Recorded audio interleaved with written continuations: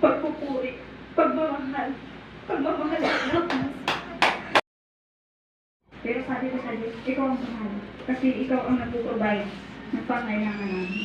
Pag inuman mo talaga ang Diyos, hindi ka mabibigo. Amen. Dahil po yung araw na yun, na wala akong pera. Sarap po ang hiling sa Panginoon.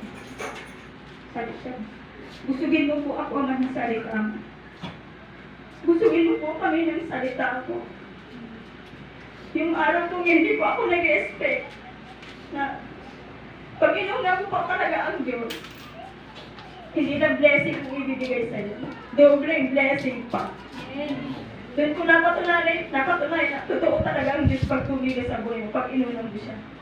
Yung araw po yun na nag-opening po, yung mga tao, wala po akong maibigay sa Diyos. Sabi ko sana, wala po kahit piso. Pumunta po ako dito para mabusog ng salita mo. Pero nung umuwi po ako, malaking blessing po yung binigay sa akin ng Panginoon.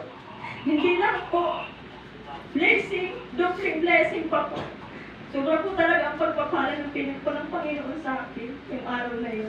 Sabi ko, wala po akong maibibigay sa iyo. Ang maibibigay ko lang po, pagpupuri, pagmamahal, pagmamahal ng Diyos.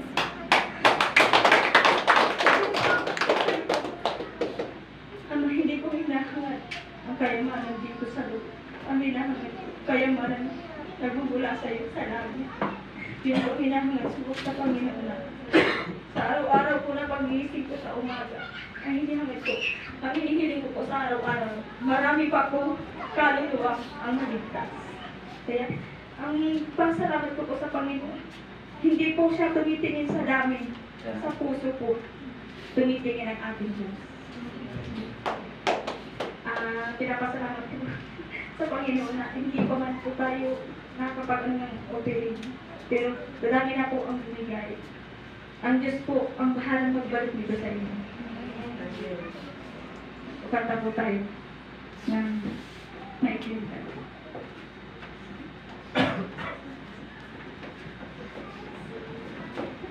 Kanta tayo ng ito. Kami kaya magbigay tayo sa Panginoon. Hindi sa tuwa rin kung magbigay tayo sa Panginoon.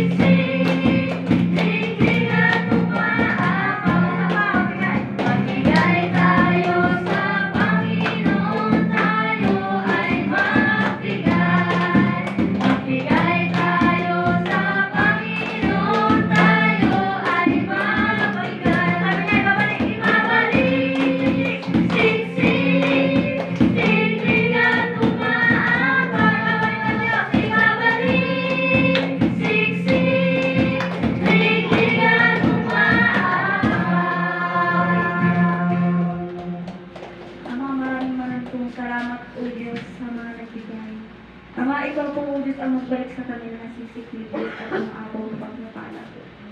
Ama, sa iyo ko lang po, ibinabalik ang pagpulit sa mga pangalan ni Jesus. Amen.